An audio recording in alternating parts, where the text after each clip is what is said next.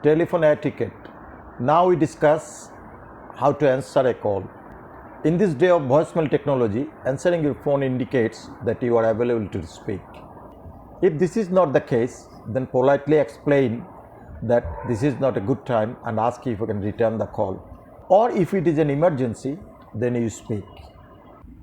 Or if the caller wants to speak on something that may take time, then politely ask for that this is not the right time to discuss lengthy issues and ask for a time to call back.